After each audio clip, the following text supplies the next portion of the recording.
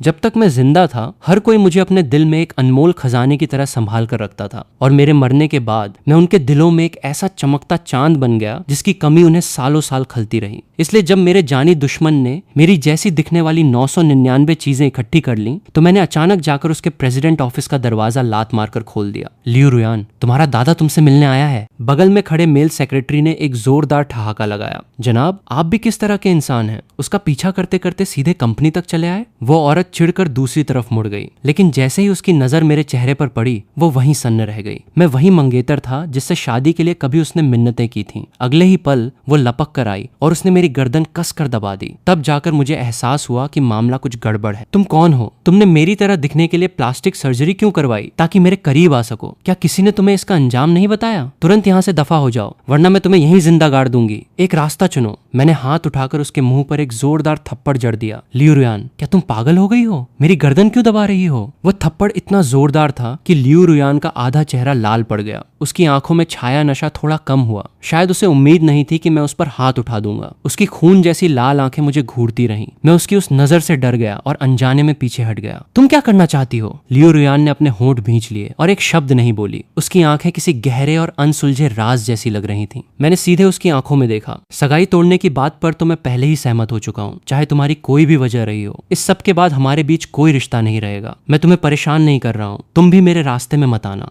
थोड़ा सोचने के बाद मैंने एक बात और जोड़ दी। वैसे भी यह सगाई दोनों परिवारों के बड़ों ने तय की थी। मैंने कभी इस पर ज्यादा ध्यान नहीं दिया। अभी हॉटपॉट रेस्तरां में हमने सब साफ साफ कह दिया था। घर जाकर मैं अपने घर वालों को बता दूंगा कि मैं तुम्हें पसंद नहीं करता, इसलिए तुम्हारे लिए कोई मुसीबत खड़ी नहीं होगी। लियू रुयान की बेजान आंखों में अचानक हलचल हुई। उसने हाथ बढ़ाकर मेरी कलाई थाम ली। उसकी आवाज हल्की सी कांप रही थी। कौन सा हॉटपॉट रेस्तरां? कौन से रेस्तरां की बात कर रहे हो? मैं एक बार फिर डर गया। मुझे लियू रुयान बहुत अजीब लग रही थी। चेहरा तो वही था, लेकिन ऐसा लग रहा था मानो कुछ ही घंटों में वो काफी बूढ़ी हो गई हो। तुमने बहुत ज्यादा पी ली है। होश में आते ही मैंने उसका हाथ झटका। वही जो कॉलेज के गेट के पास वांग्स हॉटपॉट है। लियू रुयान, आखिरकार तुम चाहती क्या हो? लियू रुयान सनकी बनी मुझे घूरती रही। उसकी आंखें इतनी लाल थीं मानो अभी खून छलक पड़ेगा। ठीक उसी वक्त बाहर कदमों की आवाज सुनाई दी। अगले ही पल दरवाजा खुला और सूट पहने एक लड़का हाथ में पानी का ग्लास लिए अंदर आया। रुयान, थोड़ा नींबू शहद का पानी पी लो, आराम मिलेगा। मैंने अनजाने में सिर घुमाकर देखा। उस लड़के की आंखें और हाव भाव मुझे थोड़े जाने पहचाने लगे। उसकी बात करने के इस करीबी अंदाज से मेरे मन में एक शक पैदा हुआ। क्या लियू रुयान मुझसे सगाई इसलिए तोड़ना चाहती है क्योंकि उसे कोई और मिल गया है? अगर ये कोई आम लव स्टोरी होती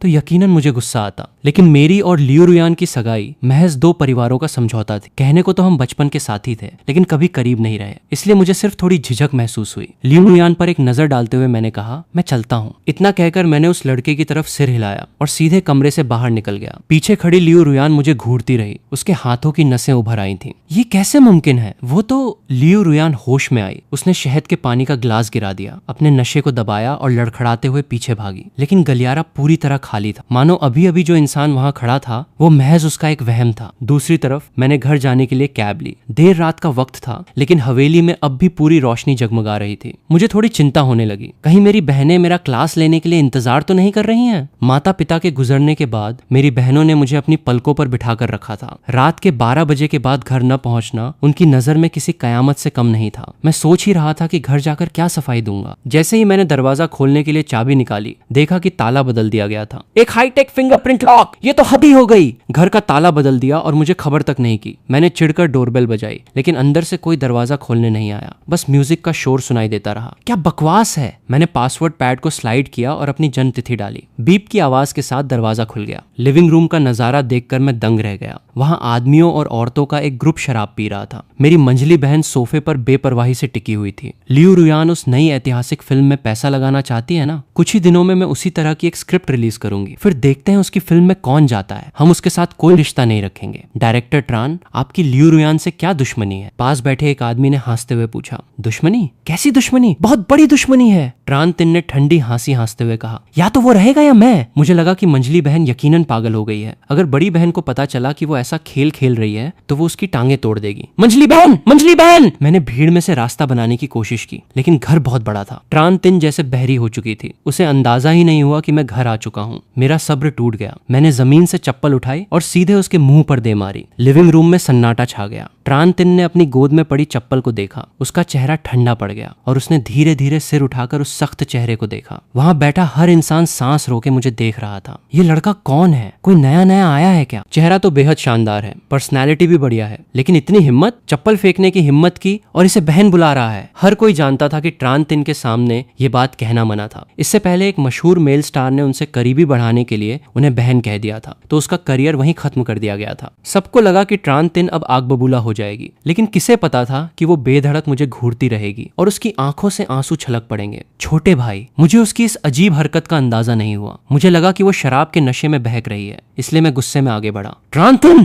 तुम तो गई, अब तुम्हारा रोना भी किसी काम नहीं आएगा। तुम्हें अच्छी तरह पता है कि तुम्हारा पेट खराब रहता है, फिर भी इतनी शराब पी रही हो। क्या तुम्हें अपनी जान की परवाह नहीं है? बड़ी बहन बिजनेस ट्रिप पर बाहर गई हैं, तो तुम मनमानी करोगी? मैंने आसपास के लोगों के हैरान चेहरों पर ध्यान दिए बिना सीधे उसके हाथ से शराब का ग्लास छीना और डस्टबिन में फेंक दिया। मैं किचन में जाकर तुम्हारे लिए हैंगओवर सूप बनाता हूँ, अपने इन दोस्तों को वापस भेजो। लेकिन मेरी बात पूरी होने से पहले ही ट्रांतिन ने अचानक मुझे कसकर गले लगा लिया। छोटे भाई, तुम सचमुच मेरी जान हो, तुम वापस आ गए। भगवान ने मेरी दुआ सुन ली। उन्होंने मेरे छोटे भाई को सचमुच मुझे वापस लौटा दिया। आसपास मौजूद ज्यादातर लोग एंटरटेनमेंट इंडस्ट्री के थे, कुछ तो ए-लिस्ट स्टार्स थे। ट्रांतिन के साथ उनका पुराना और अच्छा रिश्ता था, लेकिन उन्होंने इतने सालों में कभी ट्रांतिन को इस तरह टूटते हुए नहीं देखा था। वो इस लड़के को छोटा भाई बुला रही थी। क्या ये वही छोटा भाई था जो 10 साल पहले खो गया था? ट्रांतिन की चीखें और रोना सुनकर वहां बैठे लोगों की रीढ़ में ठंडक दौड़ गई। मैं अपनी बहन को संभाले हुए थोड़ा अजीब महसूस कर रहा था। उसका चेहरा मेरे कॉलर से सटा था, जो उसके आंसुओं से भीग चुका था। अरे यार, ये सब क्या हो रहा है? मैं तो बस सगाई तोड़ने बाहर गया था ना। मेरी मंझली बहन ऐसा व्यवहार क्यों कर रही है मानो मैं मर चुका हूँ? ट्रांतिन को इस तरह बेबसी से रोते देखकर मेरा दिल भी उसे डांटने का नहीं हुआ। मैंने अपना हाथ बढ़ाया और धीरे से उसकी पीठ थपथपाई। ठीक है, अब मत रो। आगे से अगर मुझे देर होगी तो मैं तुम्हें कॉल करके ले जाने के लिए कह दूंगा। देखो, मैं बिल्कुल ठीक ठाक तो हूँ ना? नीचे झुककर देखते ही मुझे फिर कुछ अजीब लगा। सुबह जब मैं घर से निकला था तब मंझली बहन के बाल छोटे और लाल रंग के थे। अब उसके बाल लंबे हो गए थे और उनमें कुछ सफेद बाल भी आ चुके थे। मंझली बहन, सिर्फ एक ही दिन में तुम्हारे बाल ऐसे कैसे हो गए? मैंने ट्रांतिन के उलझे बालों को छुआ। वे नकली बाल जैसे बिल्कुल नहीं लग रहे थे। ट्रांतिन को अचानक कुछ अनहोनी का एहसास हुआ। 10 साल हो गए थे जब छोटे फान की एक कार एक्सीडेंट में मौत हो गई थी, लेकिन उसके सामने खड़ा इंसान सचमुच उसका वही दुलारा छोटा भाई था। यहाँ तक कि उसने जो शर्ट पहनी हुई थी वो वही थी जो 10 साल पहले हादसे के वक्त उसने पहनी थी। उसकी आस्तीन पर अब भी छोटे फान का नाम कड़ा हुआ था। वो उसे पहचानने में गलती नहीं कर सकती थी। वो तुरंत पूरी तरह होश में आ गई। मेरे हैरान चेहरे को देखकर उसका दिमाग फटने लगा। उसने लिविंग रूम में मौजूद उन सारे बुरे दोस्तों को बाहर खदेड़ दिया। उसने मुझे खींचकर अपनी तरफ किया और कांच की गुड़िया की तरह मुझे ध्यान से देखने लगी। काफी देर तक उसके मुंह से कोई शब्द नहीं निकला। काफी देर बाद उसकी आवाज भारी और कांपती हुई निकली। छोटे फान,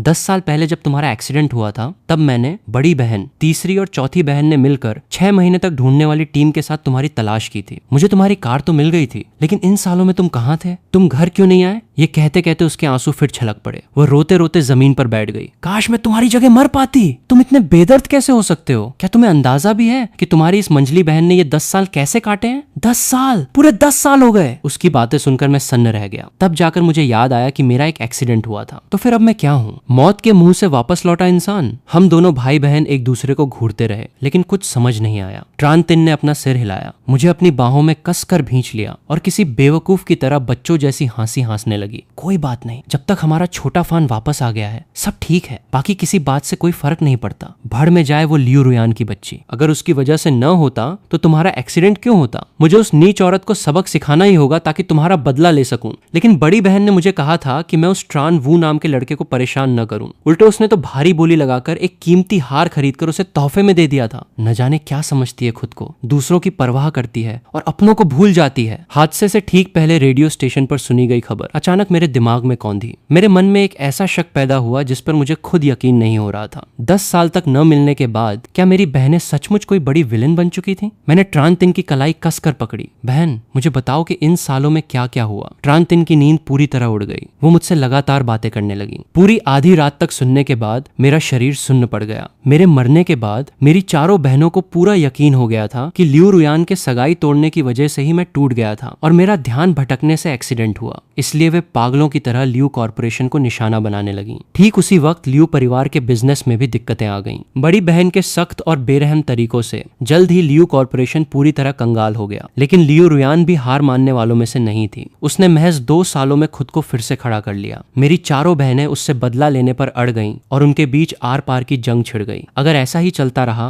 तो रेडियो पर सुनी बातें सचमुच सच हो जाएंगी। और लियू रुयान ने इन सालों में शादी के कई प्रस्ताव ठुकराए थे। उसके करीब रहने वाला इकलौता इंसान उसका वो जूनियर था जो उसके बुरे वक्त में हमेशा उसके साथ खड़ा रहा। वही इंसान जिसके बारे में मंजली बहन बात कर रही थी, वो लड़का जो देखने में काफी हद तक मेरी तरह लगता था, यानी ट्रानवू। नॉवेल किताबों की कहानियों को जोड़ते हुए मैंने अपनी मुट्ठी भींच ली। लियू रुयान मुझसे सगाई इसलिए तोड़ना चाहती थी क्योंकि वो अपने उस जूनियर से प्यार करती थी। वे दोनों इस कहानी के हीरो हीरोइन थे और मैं और मेरी बहनें महज बलि के बकरे थे। लेकिन अगर सच कहूं तो इसमें पूरी गलती उसकी भी नहीं थी। जब हम दोनों के बीच कोई प्यार ही नहीं था तो सगाई तोड़ना जायज था। नतीजा यह हुआ कि बहनों की गलतफहमी की वजह से उसका बिजनेस बर्बाद हो गया, तो उसका बाद में बदला लेना भी स्वाभाविक ही था। खैर, अब जब मैं वापस आ चुका हूं तो मैं अपनी बहनों को पिछली जिंदगी की तरह तबाही के रास्ते पर बिल्कुल नहीं जाने दूंगा। मंजली बहन, मेरे कार एक्सीडेंट का लियू रुयान से कोई लेना देना नहीं है। उस वक्त मेरी अपनी लापरवाही थी और वैसे भी मैं उसे पसंद नहीं करता था। वो सगाई तोड़ना चाहती थी तो तोड़ने देती, भले ही दोनों परिवार पुराने जानकार थे। जो हो गया सो हो गया, अब उसे भूल जाओ। ट्रान तिन यह सुनकर हैरान रह गई। तुम उसे पसंद नहीं करते थे? मुझे तो लगा था कि हाई स्कूल में तुम बार बार उसके घर क्यों जाते थे। उस वक्त मैं उससे पढ़ाई के गुर सीखने जाता था। वो अचानक निचली रैंक से ऊपर आ गया था। उसने अपनी पहली ही प्रतियोगिता में मुझसे 5 नंबर ज्यादा हासिल किए थे, तो क्या मुझे उससे सीखने नहीं जाना चाहिए था? मेरी बात सुनकर वो हंसने और रोने के बीच झूलने लगी। मैं सचमुच उसे पसंद नहीं करता और वैसे भी अब वो 30 साल की एक आंटी बन चुकी है। उससे शादी कौन करना चाहेगा? ट्रान तिन, जो खुद भी 30 साल की हो चुकी थी, को थोड़ा बुरा लगा, लेकिन ये सोचकर कि उसका छोटा भाई अभी सिर्फ 19 साल का है, उसे उसकी बात सही लगी। हाँ, बिल्कुल सही। हमारे छोटे फान को कैसी भी लड़की मिल सकती है, हमें उस लियू रुयान की क्या जरूरत है? नहीं, मुझे बड़ी बहन और बाकी बहनों को तुरंत वापस बुलाना होगा। एक मीटिंग रखनी होगी और सबको बताना होगा कि हमारे घर का छोटा मालिक वापस आ गया है। छोटे फान, तुम ऊपर जाकर सो जाओ। तुम्हारे कमरे की रोज सफाई होती है, वहाँ कुछ नहीं बदला है। तुम अच्छे से आराम करो, कल तुम्हारी ये मंजली बहन तुम्हें घुमाने ले जाएगी। ट्रान तिन ने मुझे कमरे में धकेल दिया। हाथ मुंह धोने के बाद मैं बिस्तर पर लेट गया। खैर, जो भी हो, अब जब मैं वापस आ चुका हूँ तो वे बुरी बातें अभी तक नहीं हुई हैं।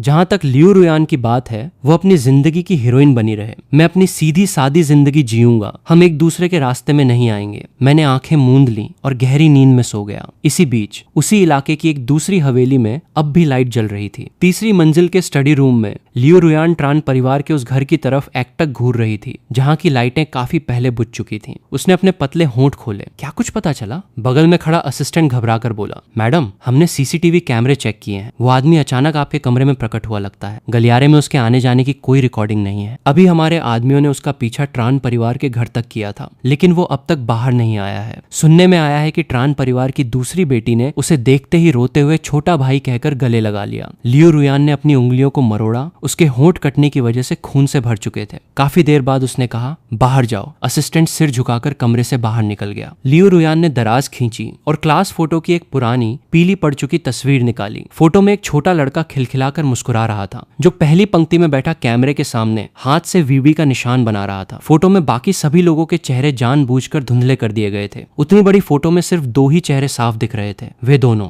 पिछले 20 सालों में ये उन दोनों की साथ में ली गई इकलौती तस्वीर थी। लियू रुयान ने अपनी आंखें बंद की, तस्वीर को वापस उसकी जगह पर रखा और खुद से बड़बड़ाई, क्या तुम सचमुच वापस आ गए हो? अगली सुबह मुझे मंजली बहन ट्रान तिन ने बहुत जल्दी जगा दिया। बहन मेरे सामने किसी छोटे कुत्ते के बच्चे की तरह खड़ी थी। छोटे फान, उठो और नाश्ता कर लो। ये कहते हुए वो मेरे करीब आई और मेरे गाल थपथपाने लगी। उसे सचमुच डर लग रहा था कि कहीं कल रात का सब कुछ सिर्फ एक सपना न हो। मैंने उबासी ली और बिस्तर से नीचे उतरा। नीचे जाते ही मैंने नौकर को दूध का डिब्बा लाते देखा, जिसके हाथ में घुड़सवारी के कोर्स का एक विज्ञापन भी था। मुझे अचानक कुछ याद आया। मंजली बहन, मेरा सफेद घोड़ा कहाँ है? ट्रान तिन हैरान रह गई हैं। तुम्हारा मतलब उस छोटे घोड़े से है? वो तो रेस कोर्स में पल रहा होगा। मैंने अपनी भौहें सिकोड़ी। ऐसा ही होना चाहिए, वो तो मम्मी पापा का दिया हुआ गिफ्ट था। तो चलो थोड़ी देर में रेस कोर्स चलकर अपने घोड़े को देखते हैं। ट्रान तिन ने घबराकर अपनी नाक छुई और जल्दी से मुझे फुसलाने लगी। मेरे हादसे के बाद हम चारों बहनों के तो जैसे होश ही उड़ गए थे। उस छोटे घोड़े का ख्याल किसे रहता? छोटे महाराज, जल्दी से नाश्ता कर लो। उसने मक्खन लगाते हुए दूध का गिलास आगे बढ़ाया। मैं गारंटी देती हूँ कि बैलोंग बिल्कुल ठीक होगा। अगर उसे कुछ कुछ हुआ तो मैं अपना सिर काटकर तुम्हारे सामने रख दूंगी। तब जाकर मुझे थोड़ा सुकून मिला। नाश्ता करने के बाद मैं ट्रान तिन की शानदार गाड़ी में बैठ गया, लेकिन किसी ने ये उम्मीद नहीं की थी कि जैसे ही हम रेस कोर्स पहुंचे,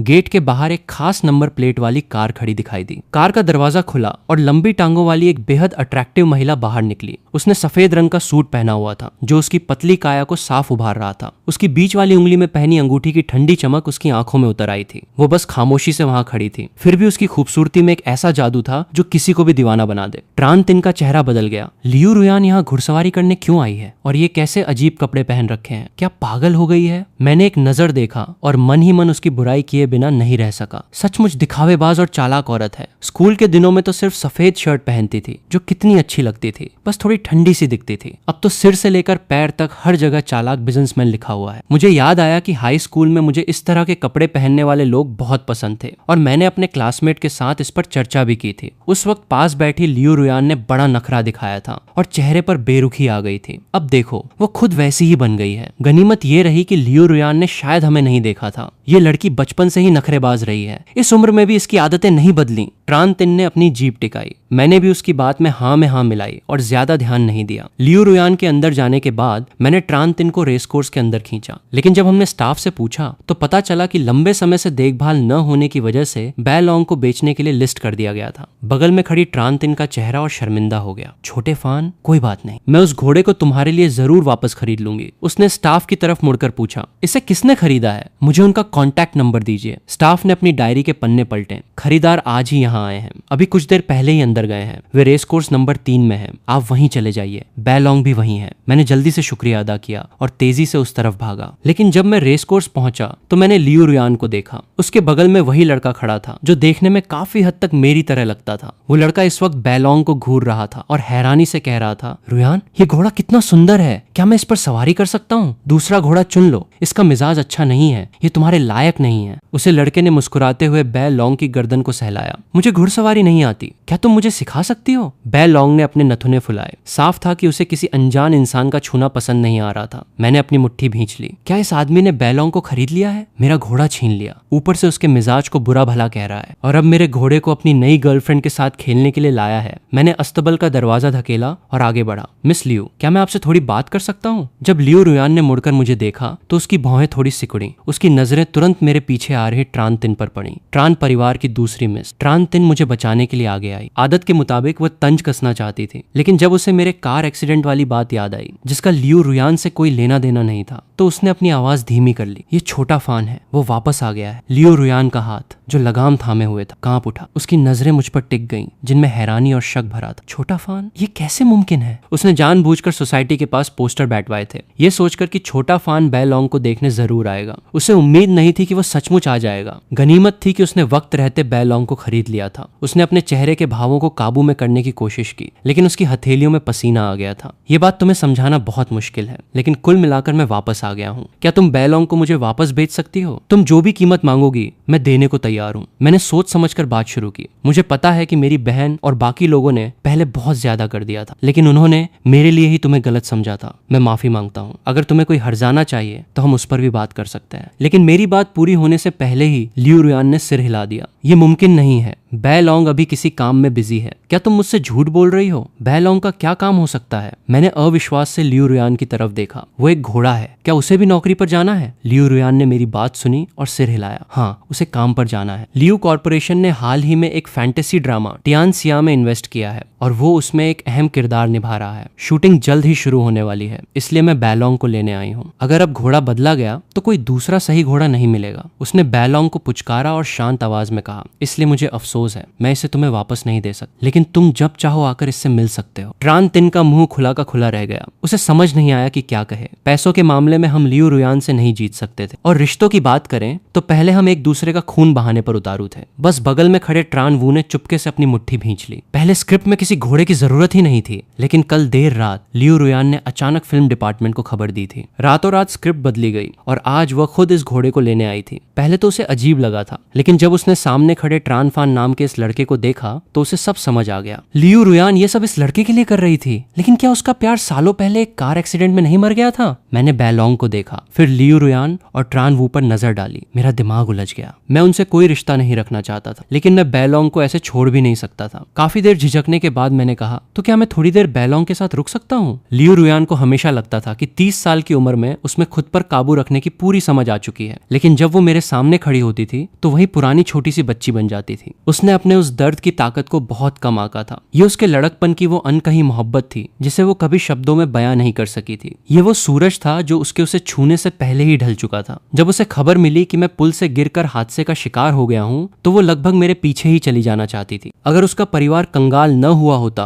और वो मुझे किसी परेशानी में न डालना चाहती तो वो कभी सगाई तोड़ने की बात सोचती भी नहीं। किसे पता था कि ठीक उसी दिन मेरे साथ हादसा हो जाएगा। 10 सालों से एक भी पल ऐसा नहीं बीता जब उसने ये न सोचा हो। अगर उस दिन उसने सगाई तोड़ने की बात न की होती तो शायद मेरा कार एक्सीडेंट नहीं होता। अब मुझे अपने सामने देखकर, मेरी आवाज सुनकर और मेरी खुशबू महसूस करके लियू रुयान का बस नहीं चल रहा था कि वो मुझे कसकर गले लगा ले। लगाम थामे उसका हाथ पसीने से भीग चुका था। वो अपने दिल के उत्साह को दबाने की कोशिश कर रही थी। उसने अपनी तड़पती हुई नजरें मुझसे हटाई और शांत आवाज में कहा, ट्रांसपोर्ट वाली गाड़ी लगभग 1 घंटे में आ जाएगी। मिस्टर ट्रान, आप आराम से रुक सकते हैं। मेरी आंखें तुरंत चमक उठी और मैंने एक हल्की मुस्कान के साथ कहा, शुक्रिया मिस लियू। जब मैं ट्रान वू के पास से गुजरा तो मुझे लगा कि वो मुझे थोड़ी अजीब नजरों से देख रहा है। फिर मैंने सोचा, अपनी गर्लफ्रेंड के साथ डेट पर आए इंसान के सामने अचानक कोई दूसरा लड़का आ जाए तो बुरा लगना स्वाभाविक ही है। थोड़ी झिझक के साथ मैंने सफाई देते हुए कहा, आई एम सॉरी, मेरा इरादा आप दोनों की डेट में खलल डालने का बिल्कुल नहीं था। लियू रुयान और मैं पुराने क्लासमेट हैं और हमारे परिवारों के रिश्ते भी ठीक हैं, लेकिन हम उतने करीब नहीं हैं। मुझे अंदाजा नहीं था कि उसने मेरी ये घोड़ी खरीद ली है। आप दोनों आराम से घूमो, मैं बैलोंग को दूसरे रेस कोर्स ले जाता हूँ, थोड़ी देर में लौटा दूंगा। ट्रान वू हैरान रह गया और उसने भी औपचारिकता निभाते हुए मुस्कुराकर कहा, जी बिल्कुल। लेकिन लियू रुयान ने अचानक बीच में टोकते हुए कहा, ये मंगेतर थे। ट्रान वू के चेहरे का रंग उड़ गया। उसने अविश्वास से मेरी तरफ देखा। मेरी उम्र 20 साल भी नहीं लग रही थी। तो क्या मैं लियू रुयान का वही पुराना मंगेतर था जो सालों पहले गुजर चुका था? हम पहले मंगेतर थे, लेकिन हमने सगाई तोड़ दी थी। मुझे समझ नहीं आया कि लियू रुयान पागल हो गई है क्या? वो नए पार्टनर के सामने पुराने रिश्ते का जिक्र क्यों कर रही है? लियू रुयान की आंखों में एक चमक आई। उसके चेहरे के भाव स्वाभाविक थे। वैसे भी ये बात छिपाने जैसी नहीं थी। बहुत से लोग इसके बारे में जानते थे। क्या कोई बात है? मुझे लगा कि कुछ तो गड़बड़ है, लेकिन मैं साफ साफ समझ नहीं पा रहा था। मैंने एक बेमन की मुस्कान दी, सिर झुकाया और बैलोंग को लेकर वहां से निकल गया। बगल में खड़े स्टाफ मेंबर ने कहा, मिस्टर ट्रान, बाकी सभी रेस कोर्स इस वक्त पूरी तरह बुक है। इतनी बुरी किस्मत? मुझे और ज्यादा झिझक होने लगी। मैं सोच ही रहा था कि क्या बैलोंग से मिलने के लिए किसी और दिन का टाइम तय करूं। तभी लियू रुयान ने लगाम छोड़ दी और कहा, तुम इसे इस्तेमाल कर सकते हो। मैं तो वैसे भी सिर्फ बैलोंग को लेने आई थी। वो आरामगाह रेस्ट रूम की तरफ बढ़ गई। उसका वही पुराना लापरवाह और बर्फीला अंदाज था, लेकिन अंदर ही अंदर वो अपने दांत पीस रही थी। किस हक से कहते हो कि हम करीब नहीं हैं? तुम्हारे साथ ऐसा क्या छुपाने जैसा है? हम मंगेतर थे। बस थोड़ा सा वक्त और होता तो तुम्हारी मुझसे शादी हो जाती। लेकिन पुरानी बातों को सोचकर लियू रुयान ने सिर झुका लिया। अब तो वो मुझसे नफरत करता होगा। अगर मैंने फिर कोई बेवकूफाना हरकत की तो शायद उसके देखने का हक भी खो दूंगी। सचमुच लानत है। अब जब वो वापस आ गया है तो मुझमें उसके करीब जाने की हिम्मत तक नहीं है। लियू रुयान ने एक गहरी सांस ली और जल्दी ही खुद को शांत कर लिया। कोई बात नहीं, तुम्हारा वापस आना ही काफी है। जब हम फिर मिल सकते हैं तो बाकी सब बेमानी है। मुझे सब्र रखना होगा, जल्दबाजी बिल्कुल नहीं करनी। और ट्रान परिवार के उन कमीनों को भी थोड़ा और बर्दाश्त करना होगा। वो आरामगाह के सोफे पर बेफिक्री से बैठ गई। उसकी नजरें दूर खड़े मुझ पर ही टिकी थीं, लेकिन उसने ट्रान वू की आंखों में कौंधी उस बर्फीली चमक पर ध्यान नहीं दिया। 1 घंटे बाद ट्रांसपोर्ट वाली गाड़ी आ गई। मैंने लियू रुयान और ट्रान वू को साथ आते देखा और न चाहते हुए भी बैलोंग को छोड़ दिया। शुक्रिया मिस लियू, हम चलते हैं। लियू रुयान ने सिर हिलाया, ज्यादा कुछ नहीं कहा और सीधे गाड़ी में बैठ गई। तब मैंने मंजली बहन की तरफ देखा। क्या बड़ी बहन और बाकी सब वापस आ गए? ट्रान तिन रहस्यमयी तरीके से मुस्कुराई। बड़ी बहन शायद अभी बिजनेस ट्रिप से लौटकर कंपनी पहुंची होंगी। चौथी बहन यूरोप में मैच खेल रही है, उससे संपर्क नहीं हो पा रहा। तीसरी बहन भी विदेश में है। मैंने जानबूझकर उन्हें नहीं बताया कि तुम वापस आ गए हो ताकि सरप्राइज दे सकूं। अभी हम सीधे कंपनी जाकर बड़ी बहन को घेर सकते हैं। देखना वो मुझसे भी ज्यादा रोएगी। लेकिन रास्ते में ट्रान तिन का फोन बज उठा। कुछ बातें सुनते ही उसका चेहरा गंभीर हो गया। ठीक है, मैं अभी आती हूँ। फोन काटकर वो झिझकते हुए मेरी तरफ देखने लगी। छोटे फान, चौथी बहन की तरफ थोड़ी परेशानी हो गई है, मुझे वहां जाना पड़ेगा। क्या तुम अकेले बड़ी बहन के पास जा सकते हो? मैंने चिंता से पूछा। चौथी बहन को क्या हुआ? छोटी सी बात है, मैं संभाल लूंगी, तुम जाओ। ट्रान तिन बातें घुमाने लगी। मुझे मजबूरी में गाड़ी से उतरकर बड़ी बहन की की कंपनी जाना पड़ा। रिसेप्शन पर वजह बताने पर पता चला कि बड़ी बहन अभी मीटिंग में है। मजबूरी में मुझे वेटिंग रूम में बैठकर इंतजार करना पड़ा। पेंट्री के पास से गुजरते हुए मुझे एक तंज भरी आवाज सुनाई दी, टोंग जी, तुम्हें नहीं पता क्या, आज रात प्रेसिडेंट ने पूरा सिन्हाई होटल बुक किया है और समंदर किनारे आतिशबाजी का इंतजाम भी किया है। वो मिस्टर वू को प्रपोज करने वाली हैं। पहले तो कोई बड़ा बनने के चक्कर में प्रेसिडेंट के सामने कुत्ता बना घूमता था, अब उस अमीर घराने से जुड़ने का सपना चकनाचूर हो गया ना। अब यहाँ से कब दफा हो रहे हो? टोंग जी, ये नाम जाना पहचाना क्यों लग रहा है? मैंने सिर निकाल कर देखा तो पाया कि बिजनेस सूट पहने एक शांत स्वभाव का आदमी वाटर प्यूरिफायर के पास कॉफी का मग लिए खड़ा था। उसके हाथ हल्के से कांप रहे थे। उसके सामने खड़े असिस्टेंट जैसे दिखने वाले आदमी के चेहरे पर तंज था, जो उसकी छाती पर लगे नेम टैग पर उंगली मार रहा था। उसका लहजा बेहद जहरीला था। कुछ लोग शीशे में अपनी औकात नहीं देखते और प्रेसिडेंट के करीब जाने के हसीन सपने देखते हैं। क्या तुम्हारी इतनी औकात है? टोंग जी अपनी पीठ सीधी रखे चुपचाप खड़ा रहा, फिर मुड़कर जाने लगा, लेकिन उस आदमी ने जानबूझकर उसे टक्कर मार दी। गर्म कॉफी गिरने से टोंग जी के कपड़े गंदे हो गए और उसकी हथेली भी जलकर लाल हो गई। टोंग जी से अब बर्दाश्त नहीं हुआ। उसने हाथ उठाकर उस आदमी के चेहरे पर एक जोरदार थप्पड़ जड़ दिया। मेरी औकात है या नहीं, इससे तुम्हें क्या मतलब? होंग आखिरकार चीज क्या है, उसे कौन पूछेगा? मेरी आंखें फटी की फटी रह गईं। क्या ये सचमुच मेरे जीजा जी हैं? उस आदमी को उम्मीद नहीं थी कि टोंग जी हाथ उठा देगा। वो काफी देर तक अपना चेहरा थामे सन्न खड़ा रहा। यहाँ का शोर सुनकर कई लोग इकट्ठा हो गए। ये क्या हो रहा है? वो आदमी तुरंत संभला और चालाकी से बोला, असिस्टेंट टोंग, मैंने तो बस यूं ही कहा था कि प्रेसिडेंट प्रपोज करने वाली हैं। आप इतना भड़क क्यों गए और मुझ पर हाथ भी उठा दिया? टोंग जी ने कोई सफाई नहीं दी, बस ठंडी नजरों से उसे देखा। तो जाकर पुलिस में शिकायत कर दो। वो फालतू वक्त जाया नहीं करना चाहता था। अपनी जली हुई हथेली सहलाते हुए पेंट्री से बाहर निकलने लगा। तभी वो सीधे एक दुबली पतली औरत से टकरा गया। उस औरत ने टोंग जी की ये बदहवास हालत देखी तो उसकी भौहें झुंझलाहट में सिकुड़ गईं। तुम फिर से ये क्या करने लगे? आसपास के लोग जोर जोर से बातें करने लगे। उन्होंने अभी अभी जो बात सुनी थी वो एक दूसरे को बताने लगे। डो तू कॉन्ग नाम का वो आदमी टोंग जी के सामने ऐसे मासूम बनने का नाटक कर रहा था मानो उस पर कोई बहुत बड़ा अन्याय हुआ हो। ट्रान हुआंग का चेहरा और भी बिगड़ने लगा। क्या कंपनी तुम्हारे फालतू के झगड़ों और सहकर्मियों को परेशान करने की जगह बन गई है? टोंग जी ने महज एक ठंडी हंसी हंसी। आप जो सोचना चाहती हैं सोच सकती हैं। शादी के इन 3 सालों में उसने ट्रान हुआंग की बेरुखी और घमंड को बहुत सहा था। उसका सब्र और प्यार सिर्फ ट्रान वू नाम के उस छोटे से स्टार के लिए था। बाकी किसी की बात उसके कानों तक पहुंचती ही नहीं थी, इसलिए सफाई देना भी बेकार था। ट्रान हुआंग ने अपनी मुट्ठी भींच ली। असिस्टेंट टोंग, क्या तुम जानबूझकर मुझसे पंगा लेना चाहते हो? दोनों के बीच माहौल तनावपूर्ण हो गया। टोंग जिए पर झूठा आरोप लगाने वाले उस आदमी की आंखों में जीत की चमक तैर गई। उसका नाम डो तू कॉन्ग था। वो ट्रान वू का बहुत बड़ा फैन था और काफी समय से ट्रान हुआंग और ट्रान वू को एक साथ देखना चाहता था। टोंग जिए जो प्रेसिडेंट के पीछे पड़ा रहता था उसे बहुत पहले से चुभ रहा था। वो उसे सबक सिखाने का कोई मौका नहीं छोड़ना चाहता था। सबसे अच्छा तो ये होता कि उसे कंपनी से बाहर ही निकाल दिया जाता ताकि वो फिर कभी उसके करीब न आ सके। लेकिन किसी ने उम्मीद नहीं की थी कि पैंट्री के बाहर से अचानक एक आवाज गूंजेगी। जब तुमने खुद पहले दूसरों को परेशान किया तो अब उल्टे आरोप लगाने की तुम्हारी हिम्मत कैसे हुई? क्या थोड़ी सी भी शर्म बाकी नहीं है? मुझे देखते ही टोंग जिए एक पल के लिए सन्न रह गया। ये लड़का इतना जाना पहचाना क्यों लग रहा है? बिल्कुल मेरे उस छोटे साले जैसा जो सालों पहले गुजर चुका था। लेकिन ये कैसे मुमकिन है? जब वो गुजरा था तो ट्रान हुआंग का रो रोकर बुरा हाल हो गया था। मैंने खुद उसे संभाला था, उसका दिल बहलाया था और उसकी कंपनी संभालने में मदद की थी। पुलिस ने समंदर में 1 महीने से ज्यादा तलाश की थी। तटीय इलाकों के सारे कैमरे चेक किए गए थे। छोटे फान के जिंदा बचने का कोई चांस ही नहीं था। वो जानता था कि उसकी पत्नी अपने छोटे भाई से कितना प्यार करती थी। इसीलिए शुरुआत में ट्रान हुआंग का ट्रान वू के प्रति लगाव सिर्फ इसलिए था क्योंकि वो काफी हद तक उसके छोटे भाई जैसा दिखता था। उसने खुद को भी यही समझाया था कि उसे बस अपने भाई की याद आती है। लेकिन बाद में जिस तरह उसने बार बार ट्रान वू का पक्ष लिया उससे टोंग जिए को अपनी असली जगह समझ आ गई। ट्रान हुआंग उसे अपना पति नहीं मानती थी। वो बस एक आज्ञाकारी जीवन साथी था जो उसकी जरूरत के वक्त काम आ जाता था। वहीं डो तू कॉन्ग ने अपनी भौहें सिकोड़ी और मन ही मन मुझे दूसरे के मामले में टांग अड़ाने के लिए कोसने लगा। तुम कौन हो? तुम हमारी कंपनी के कर्मचारी तो नहीं लगते? फालतू में यहाँ आकर मुझ पर दूसरों को परेशान करने का आरोप लगा रहे हो। तुम्हारे पास क्या सबूत है? उसने मुझे ऊपर से नीचे तक परखा। अपने मासूम चेहरे के पीछे वो मेरी पहचान का अंदाजा लगाने लगा। क्या ये कोई कल का आया लड़का है जो प्रेसिडेंट का ध्यान खींचना चाहता है या फिर टोंग जिए का कोई दोस्त है? दिखने में तो अभी अभी ग्रेजुएट हुआ कोई बेवकूफ लड़का लगता है। इसमें अक्ल की कमी है। इससे डरने की जरूरत नहीं है। उसकी आंखों में हकारत का भाव आ गया। प्रेसिडेंट, मैं कसम खाकर कह सकता हूँ कि अगर मैंने झूठ बोला हो तो बाहर निकलते ही गाड़ी मुझे उड़ा दे।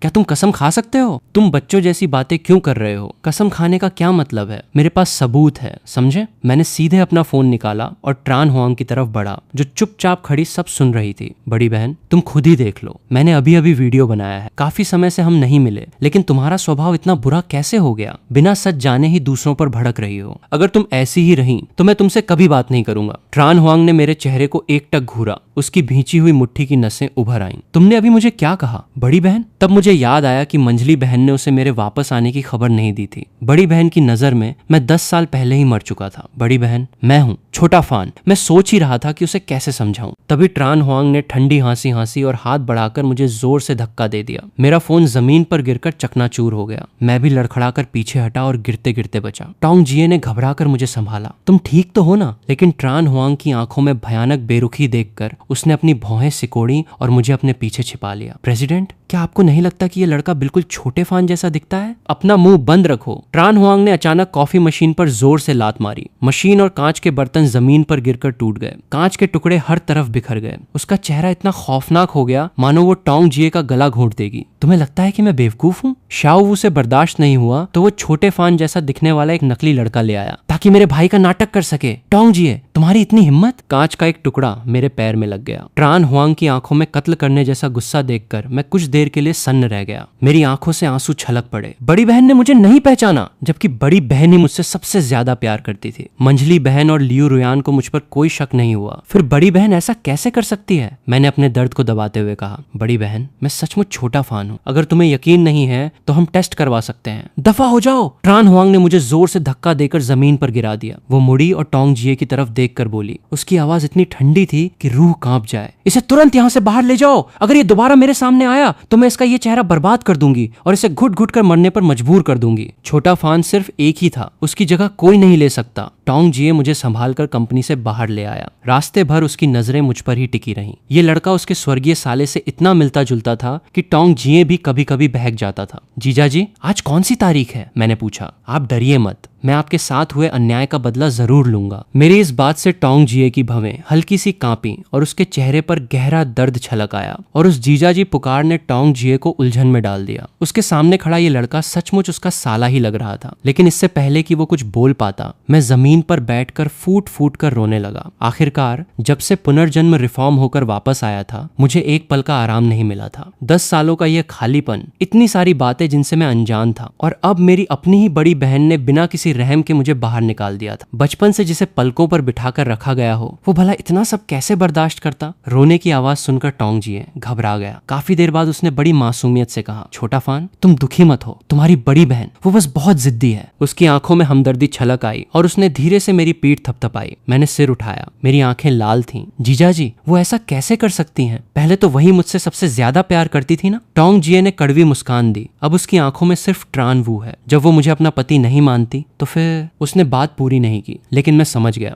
जब वो पति की परवाह नहीं करती तो फिर मौत के मुंह से वापस लौटे भाई की क्या ही करेगी? मैं खड़ा हुआ, फोन निकाला और ट्रान तिन को कॉल मिलाया। मंजली बहन, आज रात बड़ी बहन प्रपोज करने वाली है। दूसरी तरफ से ट्रान तिन की हैरान आवाज आई, कैसा प्रपोजल? तुम्हारी शादी को इतने साल हो गए, अब ये ढलती उम्र में कैसा रोमांस? मैंने ठंडी हंसी हंसते हुए कहा, जिसको प्रपोज किया जा रहा है वह जीजाजी नहीं है, कोई दूसरा आदमी है। ट्रान तिन तुरंत सब समझ गई और बोली, छोटा फान, तुम कोई जल्दबाजी मत करना, मैं अभी बड़ी बहन को कॉल करती हूँ। मंजली बहन के रोकने के बावजूद मैंने अपने आंसू पोंछे और मेरी आंखों में धीरे धीरे बर्फीली ठंडक उतर आई। नहीं, मैं अपनी बड़ी बहन को इस तरह अपने जीजाजी को परेशान नहीं करने दूंगा। टोंग जिए सन्न रह गया। उसकी आंखों में एक अजीब सा जज्बात और गर्माहट छलक आई। दूसरी तरफ ट्रान तिन अस्पताल के गलियारे में खड़ी थी। उसकी उंगलियां फोन को जैसे मसल देना चाहती थीं। जैसे ही कॉल कनेक्ट हुआ, उसने चिल्लाकर कहा, ट्रान हुआंग, क्या तुम पागल हो गई हो? लियू रुयान ने फोन को थोड़ा दूर किया। ट्रान हुआंग ने बेरुखी से कहा, मैं बिजी हूँ, जो बात है जल्दी कहो। ट्रान तिन ने ठंडी हंसी हंसी, बिजी? अपने उस छोटे से स्टार को प्रपोज करने की तैयारियों में बिजी हो? क्या तुम्हें पता भी है कि अभी तुमने किसको अपनी कंपनी से बाहर निकाला है? हुआ फिर वही बात। ट्रान हुआंग के लहजे में साफ ताना था। टोंग जिए जिस नकली लड़के को ढूंढ कर लाया है क्या तुम भी उस पर यकीन करने लगी हो? ट्रान तिन ने दीवार पर जोर से घूंसा मारा। को हमारा छोटा फान है,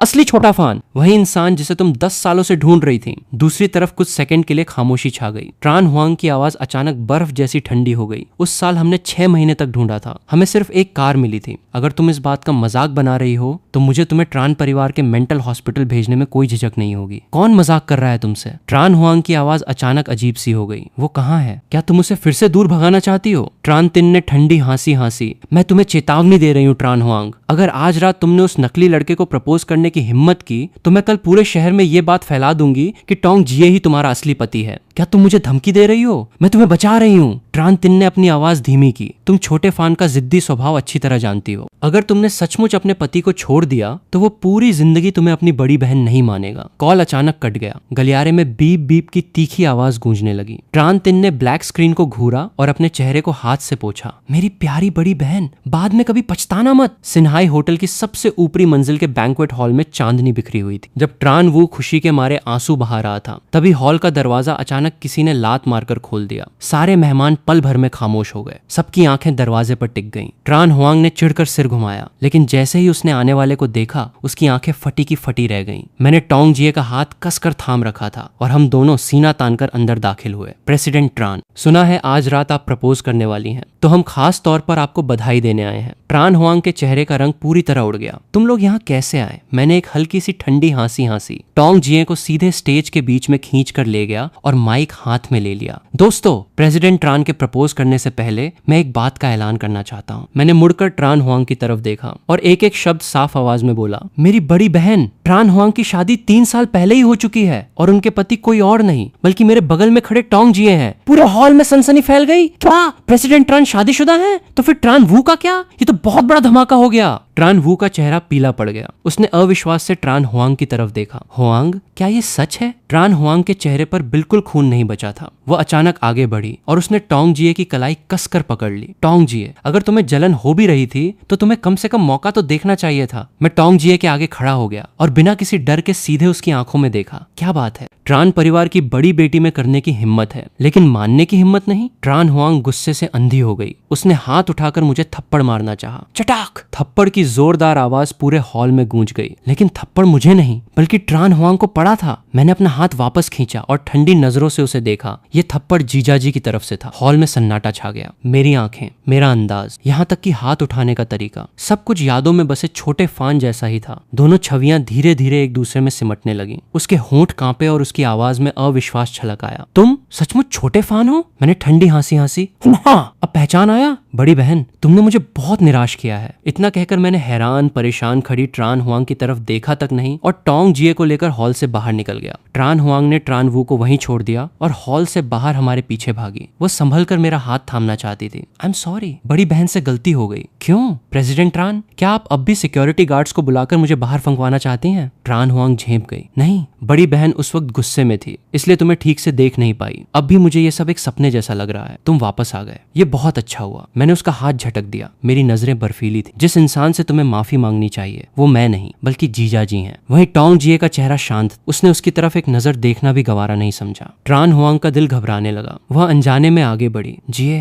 ये प्रपोजल वगैरह सब झूठ था। वो तो बस छोटे फान जैसा दिखता था। इसलिए आज मैंने तुमसे जो भी कहा उसके लिए मुझे माफ कर दो। टोंग जिए एक कदम पीछे हटा और बेरुखी से बोला। प्रेसिडेंट ट्रान, मैंने डिवोर्स पेपर्स, तलाक के कागजात साइन कर दिए हैं। कल वकील आपसे संपर्क कर लेगा। ट्रान हुआंग का चेहरा भयानक रूप से बदल गया। मैं तलाक नहीं दूंगी। टोंग जिए ने एक ठंडी हंसी हंसी। अब ये आपके हाथ में नहीं है। अगर आप और मिस्टर वू एक दूसरे का सच्चा प्यार है तो मैं आप दोनों के बीच में नहीं आऊंगा। वैसे भी मैं आप दोनों के इस खेल का खिलौना बनकर नहीं रहना चाहता। इतना कहकर वो मुड़ा और चला गया। वाह, जीजाजी तो बहुत कूल निकले। मैंने मुड़कर देखा कि मेरी बेअक्ल बड़ी बहन वहीं खड़ी थी और उसने जीजाजी का पीछा करने की कोई कोशिश नहीं की। मेरी नजरों में बर्फीली ठंडक उतर आई। बड़ी बहन, अगर तुम चाहती हो कि मैं तुम्हें अपनी बड़ी बहन मानूं तो जाओ और जीजाजी को वापस मना कर लाओ, वरना पूरी जिंदगी मैं तुम्हें कभी बहन नहीं कहूंगा। अगले दिन ट्रान वू ने ट्रान हुआंग को फोन किया। उसकी आवाज में रोने की सिसकियां भरी थी। हुआंग, इंटरनेट पर चल रहे कमेंट्स का मैं क्या करूं? मेरा करियर तो अभी शुरू ही हुआ था और ये सब हो गया। फोन पर पन्ने पलटने की आवाज आई। ट्रान हुआंग की आवाज बिल्कुल शांत और बेजान थी। मैं इसे संभाल लूंगी। ट्रान वू की आंखों में खुशी की चमक आई। उसने टटोलते हुए कहा, तो क्या आप एक स्टेटमेंट जारी कर सकती हैं? ये कह दीजिए कि आपका और टोंग जिए का काफी समय पहले ही तलाक हो चुका था। नहीं, ट्रान हुआंग की आवाज अचानक जम गई। ये बात यहीं खत्म होती है, लेकिन मेरे ब्रांड एंडोर्समेंट्स। लेकिन फोन में पेन से कागज पर जोर से कट लगाने की आवाज आई। जो ट्रेंडिंग टॉपिक्स हैं मैं उन्हें हटवा दूंगी, बाकी किसी चीज की उम्मीद मत रखना। कॉल कट कर दिया गया। ट्रान वू के चेहरे से बेचारगी का मुखौटा गायब हो गया और उसकी जगह नफरत और जहर ने ले ली। हवेली में ट्रान वू के गुस्से से अलग मैं सोफे पर कुकड़ू बैठा फोन चला रहा था। इंटरनेट से एक एक करके ट्रेंडिंग टॉपिक्स को गायब होते देखकर मेरे होठों पर एक दिलचस्प मुस्कान आ गई। बड़ी बहन का दिल अब भी थोड़ा नरम है। मैंने हाथ में पकड़े जूस के ग्लास को हिलाया, फिर भी उसने उसकी मदद करके ट्रेंड्स हटवा दिए। ट्रान 3 फलों की प्लेट लेकर आई और आम का एक टुकड़ा मेरे मुंह में ठूंस दिया। उसकी हिम्मत होती क्या न हटाने की, हमारे छोटे फान ने जो हुक्म दिया था। मैंने आम का टुकड़ा चबाते हुए अटपटी आवाज में कहा, वो सचमुच उस ट्रान वू की मदद करने की हिम्मत कहाँ करती? मैंने ये तो नहीं कहा था कि मदद मत करो। मैंने तो बस ट्रान 3 ने मुस्कुराते हुए मेरे गाल खींचे। हमारा छोटा फान ही सबसे होशियार है। मैंने उसका हाथ हटाया। तभी मुझे अचानक कुछ याद आया। वैसे मंजली बहन लियू रुयान आजकल क्या कर रही है? ट्रान 3 का चेहरा तुरंत काला पड़ गया। उसका नाम क्यों ले रहे हो? वो सगाई तोड़ने वाली नीच औरत अब तुम्हारे पसंद करने के लायक नहीं रही। वैसे भी कितना वक्त बीत चुका है।